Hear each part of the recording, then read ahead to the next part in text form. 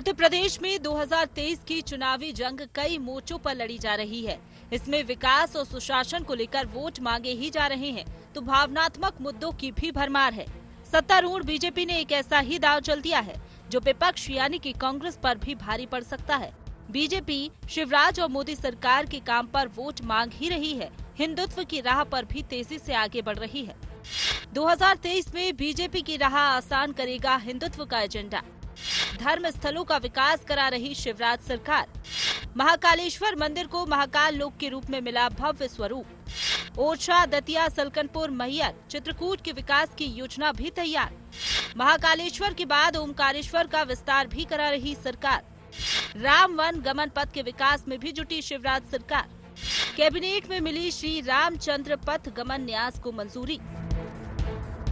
माना जा रहा है कि बीजेपी अपने इस एजेंडे के जरिए अपने मूल हिंदू वोटों को बांधे रखने की कोशिश कर रही है। हालांकि बीजेपी नेता इसे चुनावी एजेंडा मानने को तैयार नहीं। बीजेपी नेताओं का कहना है कि हिंदुत्व तो उनका मूल मंत्र है, वहीं कांग्रेस इसे चुनावी हथकंडा करार दे रही है। भारतीय जनता पार्टी शुरू से ही विकास की पक्षधर रही है और चुनाव में दीगर मुद्दों की कोई विषय नहीं। ये बात सही है कि धार्मिक पुनरुत्थान के कार्यक्रम, सांस्कृतिक पुनरुत्थान के कार्यक्रम पूरे देश में हो रहे हैं, उसमें मध्य प्रदेश भी पीछे नहीं है।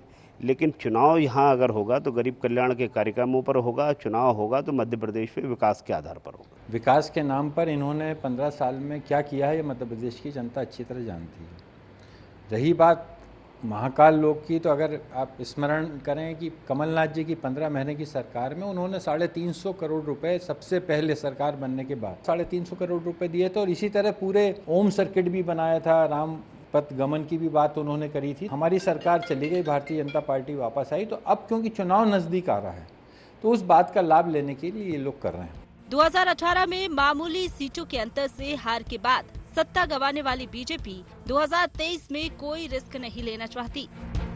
खासकर अपने परंपरागत हिंदू वोटों को बांधे रखना उसके सामने बड़ी चुनौती है, क्योंकि यही वोटर 2024 के लोकसभा चुनाव में भी उसकी चुनावी राह आसान करेंगे।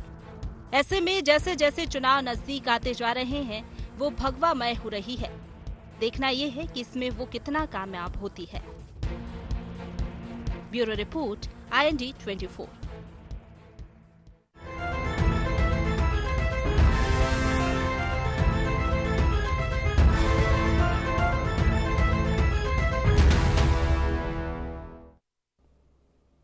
मिशन 23 तैयार, हिंदुत्व की हुंकार। नमस्कार, IND एजेंडा में आपका स्वागत है। मैं हूं राजेश सक्सेना। आज इसी मसले पर चर्चा करेंगे, लेकिन उससे पहले देख लेते हैं एजेंडा पॉइंट्स। 2023 के चुनाव में कितना असर करेगा हिंदुत्व का एजेंडा? तीर्थ स्थलों के विकास से हिंदुत्व के एजेंडे को आगे बढ़ा रही बीजेपी। हिंदुत्व के हथियार से विधानसभा के साथ लोकसभा चुनाव जीतने की भी है तैयारी। बीजेपी के हिंदुत्व के अस्त्र का मुकाबला कैसे करेगी कांग्रेस? तो जिस तरह से चुनावी साल है और यही कारण है, चाहे सत्ताधारी दल बीजेपी हो या विपक्ष में बैठी कांग्रेस, नई रणनीति के साथ, नई स्ट्रेटजी के साथ आगे बढ़ रही है। बात विकास की हो रही है, बात सुशासन की हो रही है, लेकिन इसके साथ ही हिंदुत्व और सॉफ्ट हिंदुत्व की भी चर्चा इस साल होने वाले चुनाव को लेकर या फिर इसकी तैयारी भी दिख रही है। अगर सत्ताधारी दल बीजेपी की हम बात करें तो लगातार धर्म स्थलों का जो विकास है, चाहे महाकाल की बात करें, एक कॉरिडोर के रूप में जिस तरह से उसको विकसित किया गया, या फिर अब ओंकारेश्वर, या फिर जिस तरह से राम वन गमन पथ जो उसको मंजूरी कैबिनेट में मिली है उसके निर्माण और विकास के लिए। और यही इसीलिए कहा जा रहा है कि विकास और सुशासन के साथ हिंदुत्व, धर्म और आस्था का कहीं ना कहीं तड़का इस चुनाव में लगता हुआ दिख रहा है। सत्ताधारी दल बीजेपी अपने तरह से, विपक्ष में बैठी कांग्रेस अपनी तरह से। आज इसी पर हम चर्चा करेंगे कि इसको लेकर किसकी क्या कुछ तैयारी है, क्या कुछ इनके बीच में इसको लेकर संवाद है। इसी पर चर्चा करेंगे, बातचीत करेंगे। चर्चा शुरू करें उससे पहले अपने मेहमानों से आपका परिचय करा देते हैं, फिर चर्चा को हम आगे बढ़ाएंगे। 3 मेहमान आज हमारे साथ इस चर्चा में हमारे साथ में हैं कांग्रेस के वरिष्ठ नेता, पूर्व सांसद प्रताप भानु शर्मा साहब। प्रताप जी, आपका स्वागत है। हमारे साथ में हैं वरिष्ठ भाजपा नेता चेतन सिंह जी। चेतन जी, आपका स्वागत है। और वरिष्ठ पत्रकार देवदत्त दुबे साहब हमारे साथ में हैं। देवदत्त जी, आपका भी स्वागत है। सबसे पहले चेतन जी, मैं आपके पास में आता हूं, क्योंकि अब जिस तरह से तैयारी दिख रही है बीजेपी की, बात तो जिस तरह से होती है, सुशासन की बात होती है, विकास की बात होती है, लेकिन इसके साथ ही बीजेपी जिस तरह से धर्म और आध्यात्म के साथ ही हिंदुत्व का जो एजेंडा है उसके साथ आगे बढ़ रही। कल हमने देखा किस तरह से जो पथगमन है, राम वन पथगमन, उसको कैबिनेट से मंजूरी मिली। सीएम शिवराज सिंह चौहान जिस तरह से ओंकारेश्वर में है, लगातार अभी कहा जा रहा है कि जल्द से जल्द जो तमाम धार्मिक स्थल हैं उनका डेवलपमेंट, उनका विकास।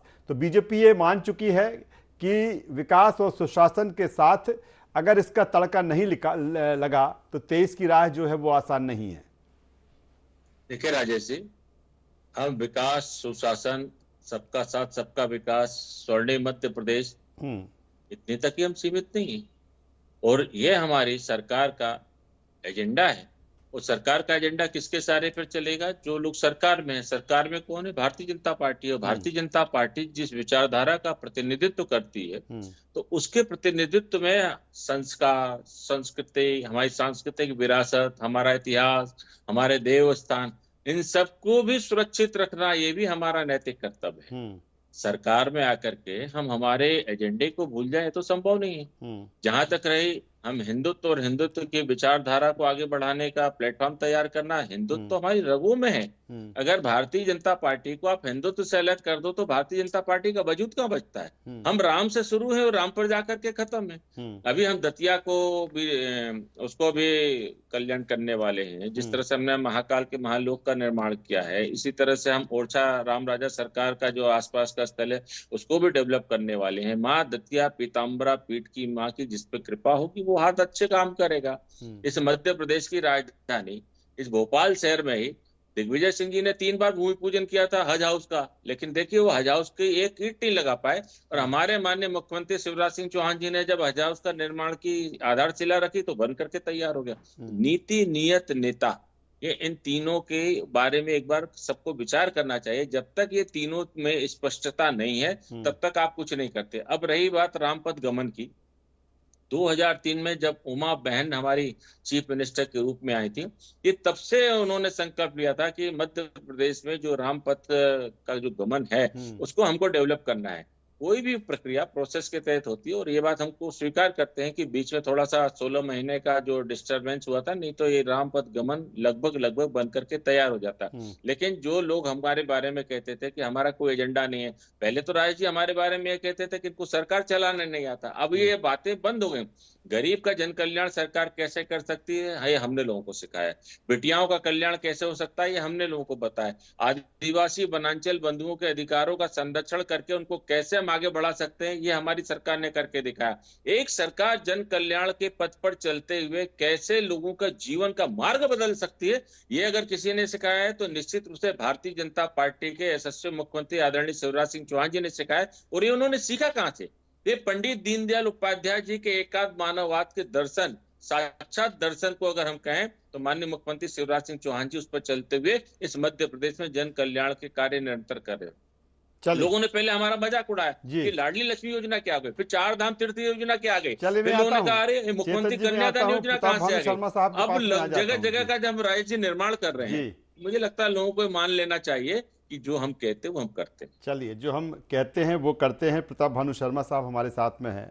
प्रताप भानु शर्मा साहब, जिस तरह से कहीं ना कहीं अगर आपकी भी बात करें, जब बीजेपी के हिंदुत्व की बात होती है तो कांग्रेस के लिए भी जो चीज़ें दिख रही हैं, जो चल रही हैं, भले वो सॉफ्ट हिंदुत्व की बात हो या हिंदुत्व की बात हो, लेकिन इससे अलग जिस तरह से 2018 में आपके घोषणा पत्र में राम वन पथगमन को लेकर था, जब आपकी सरकार रही 15 महीने, तो उस समय में भी इसकी एक्सरसाइज दिखी।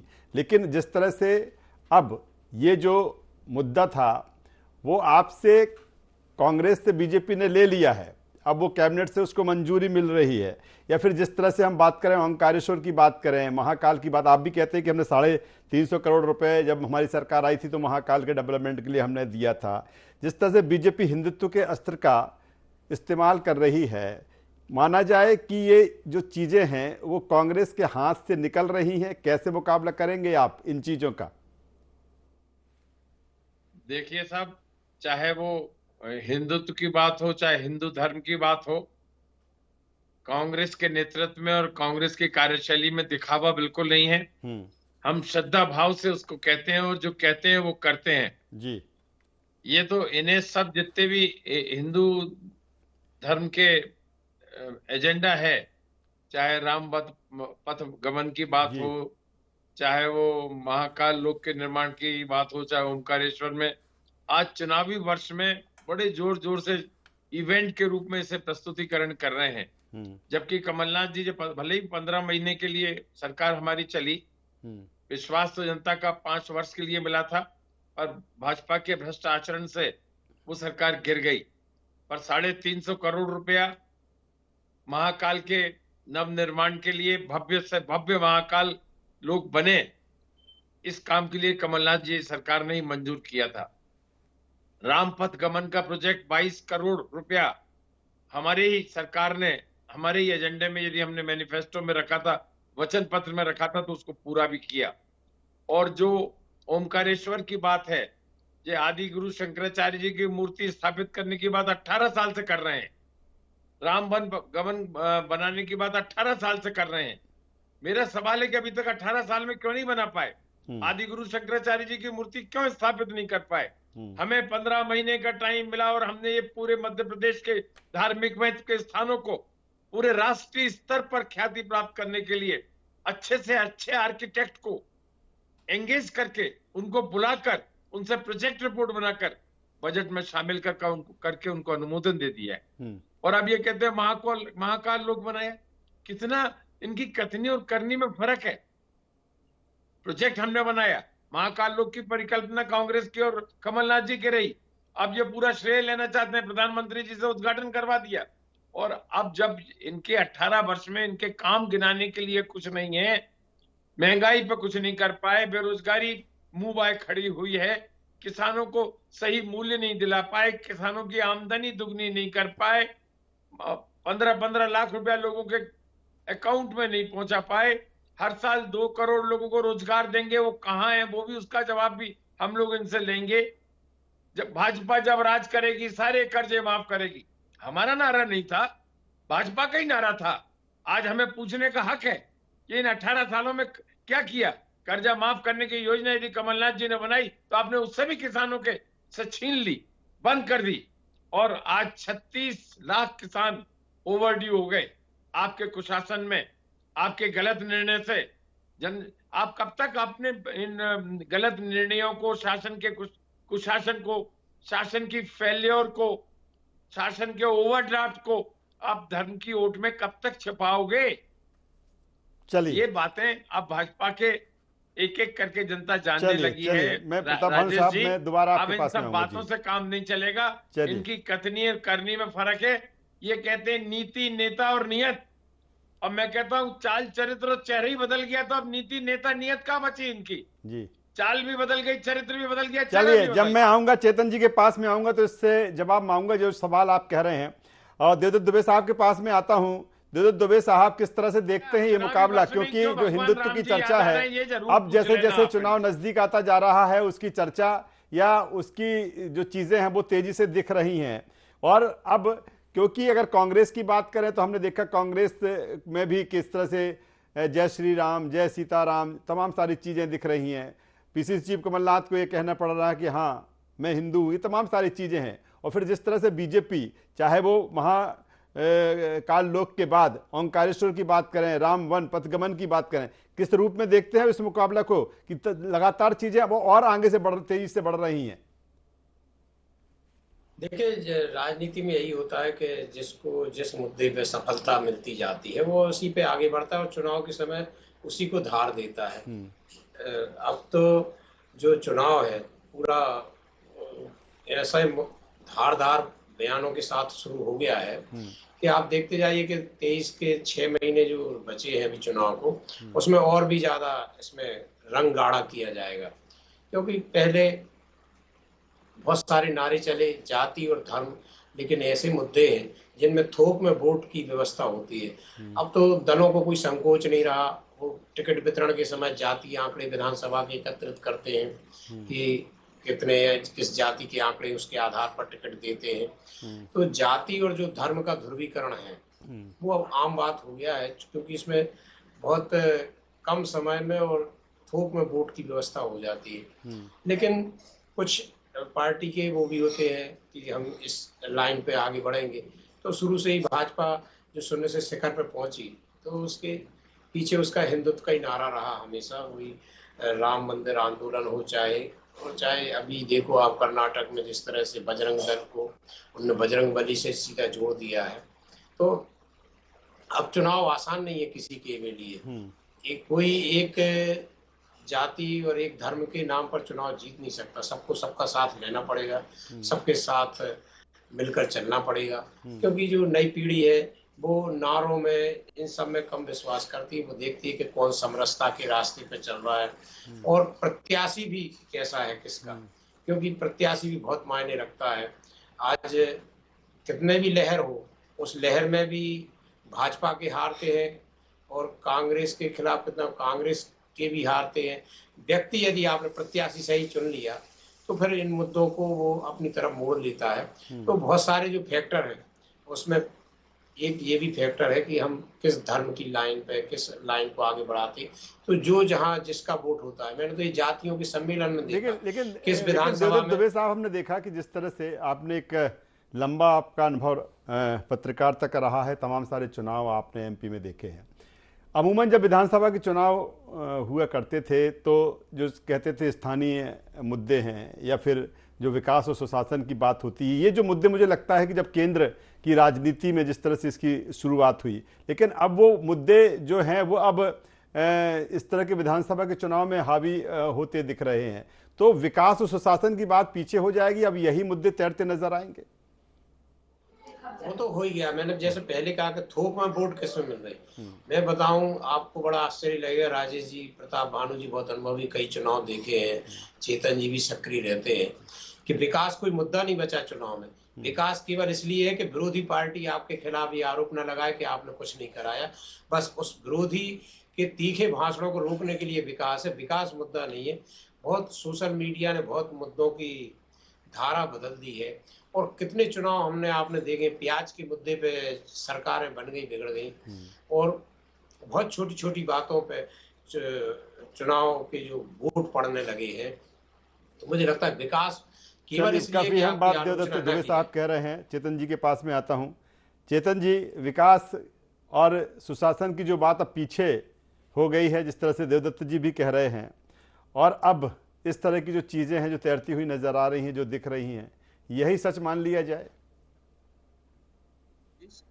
सच जिसको जो लगे वो मान सकता है, लेकिन सच तो यह है कि उन गरीबों का चिंतन जिनके थाली में 2 वक्त की रोटी नहीं थी, उसको किसी ने किया था, भारतीय जनता पार्टी ने किया।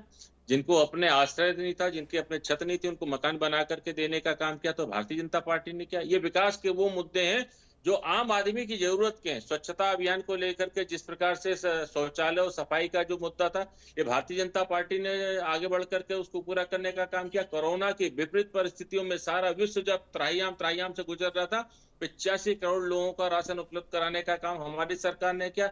सारे देश के साथ में सारे विश्व को बचाने का काम अगर किसी सरकार ने किया तो निश्चित रूप से आदरणीय प्रधानमंत्री मोदी जी की सरकार ने किया, कि हिंदुस्तान को बचाने के साथ साथ हमने बाकी लोगों को। मैं तो सीधी बात पे आता हूं, जो भाई मेरे हमारे मित्र प्रताप भानु जी कह रहे थे कि हमने कांग्रेस के समय में बहुत सारी आपने किया था। आपकी 16 महीने की सरकार के मैं 3 कारनामे आपको बताना चाहूंगा। बस 3 आपके लिए अभी फिलहाल बहुत है, क्योंकि राजेश जी के पास समय नहीं है। फसल बीमा योजना का आपने 16 महीने में किसानों का पैसा जमा नहीं किया था। ये आप चाहेंगे तो आपको रिकॉर्ड के साथ में आपको दे सकता हूं। कर्ज माफी के फर्जी प्रमाण पत्र बांटने का काम आपकी सरकार ने घिनौना पाप किया था, जो आप आज डिफॉल्टर घोषित करने की बात कर रहे हैं। ये माननीय मुख्यमंत्री शिवराज सिंह चौहान जी का बड़प्पन है कि उन्होंने उन अधिकारियों के खिलाफ FIR दर्ज नहीं कराई, नहीं ये सब के सब जेल में जाते।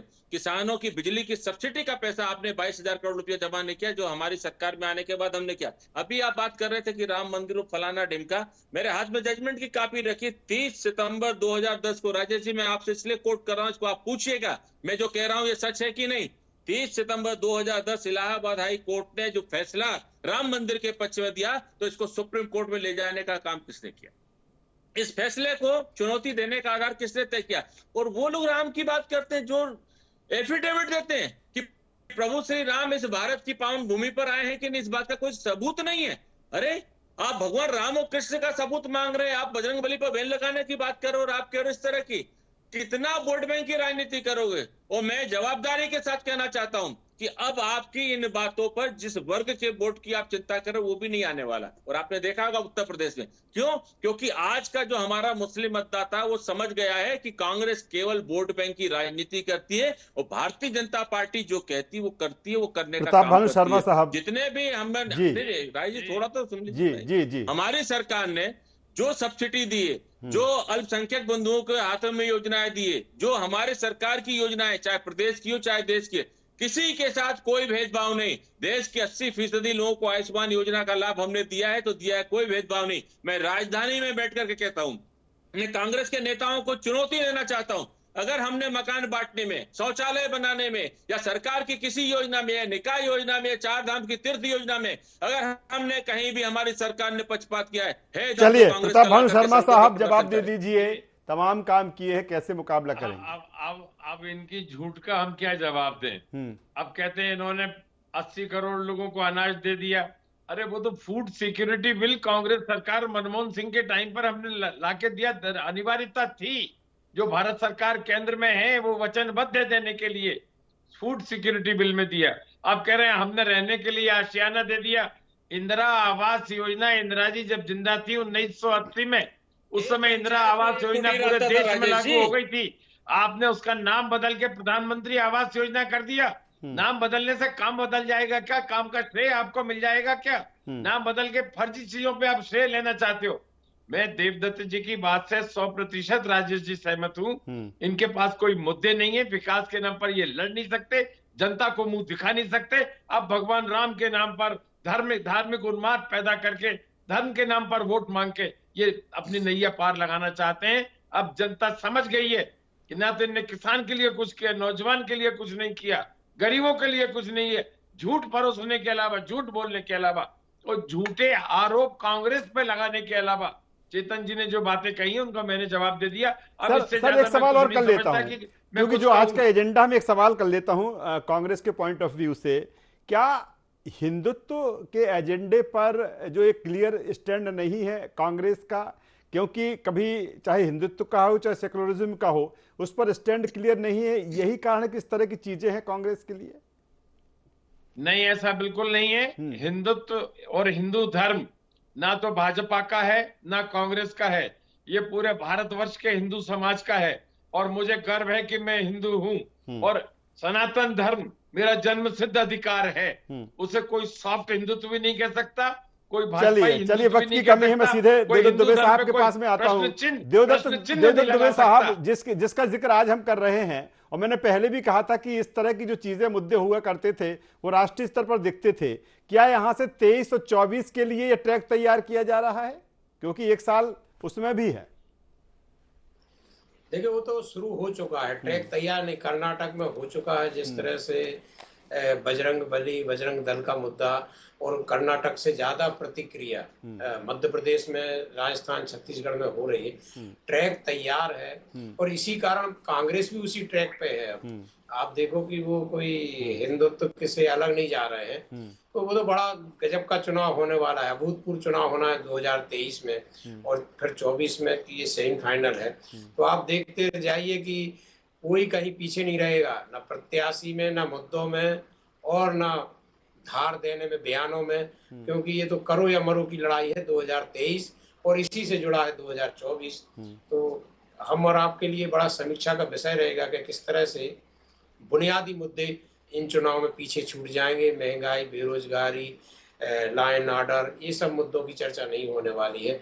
मुद्दे बड़े जरफरात मुद्दे होंगे जिन पर आमने सामने होंगे प्रमुख दल। चलिए, बिल्कुल बेहतर बात आप साहब आप कह रहे हैं कि इस बार की जो लड़ाई है कुछ अलग होगी, मुद्दे भी कुछ अलग होंगे जो मध्य प्रदेश की सियासत और राजनीति में विधानसभा चुनाव में तैरते हुए नजर आएंगे। तीनों मेहमानों का मैं यहाँ पर धन्यवाद करूंगा, शुक्रिया करूंगा। तो कुल मिलाकर मिशन तेज तैयार है और हिंदुत्व की हुंकार है। वो इसलिए कि हिंदुत्व को लेकर जो तमाम सारी चीजें, चाहे वो सत्ताधारी दल बीजेपी हो या फिर कांग्रेस हो, उसकी जिस तरह से चर्चा है, उसको लेकर जिस तरह से जो बयान सामने आ रहे हैं। दूसरी तरफ अगर देखा जाए सत्ताधारी दल बीजेपी की, तो तमाम जो धर्म स्थल है उनका डेवलपमेंट, उनका विकास, इसके साथ ही जिस तरह से मंजूरी मिली है राम वन गमन पथ को कि उस पर भी तेजी से, उस ट्रैक पर तेजी के साथ में काम हो, ये तमाम सारी चीज़ें हैं। सियासत राजनीति अपनी ही जगह। IND एजेंडा में बस इतना ही। IND 24 पर खबरों का सिलसिला लगातार जारी है। आप बने रहिए हमारे साथ। नमस्कार।